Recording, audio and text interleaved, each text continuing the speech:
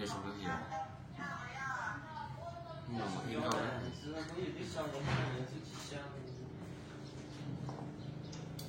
Tôi làm thêm câu à?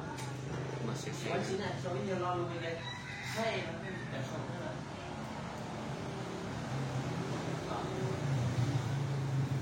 Bật có cái gì?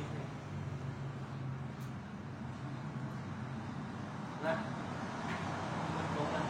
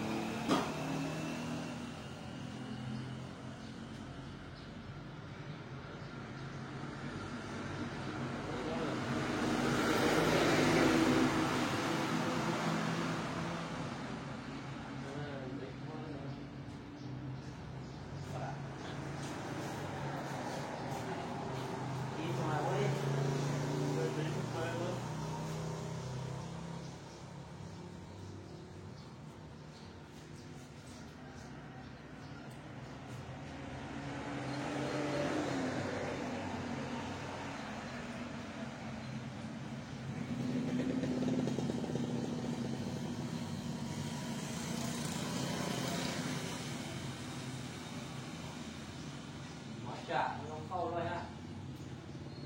Nó mắt chị.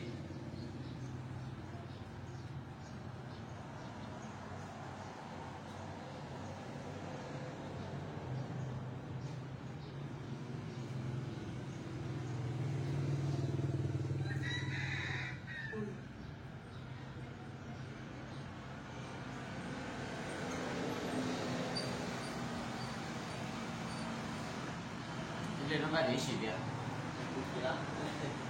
Rồi bạn em muốn nói yên dày bắt nhẹ là có pi chỉ cần là Cái này giống có cái này xỉ cái đó. Cái con này là bị nó là một để xỉ. Thì mà thằng ấy là cái thằng ấy là ví dụ của nó. Để tên tuổi thế nó tại thay coi là thay lại nó tụ không ạ.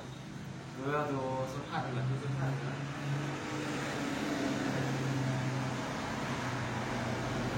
Nó cháy nó ngon lắm. Một cái khứ nó bao lâu gì hết rồi.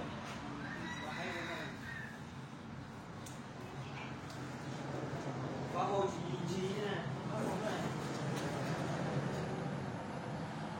Chỉ trong đó là chỉ thả kia, để trong đó là hút khí kia, quay.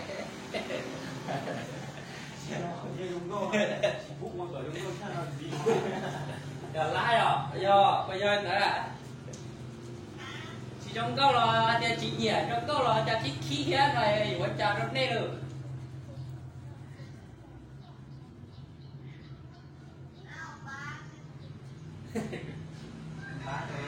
Tôm bá khí chưa.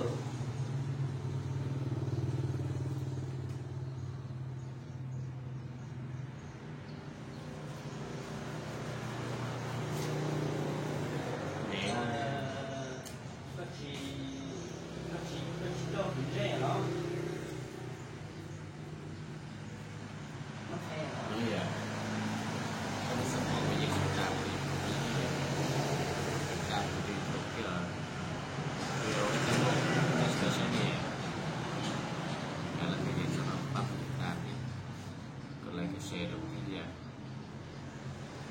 Vô nó cái xe.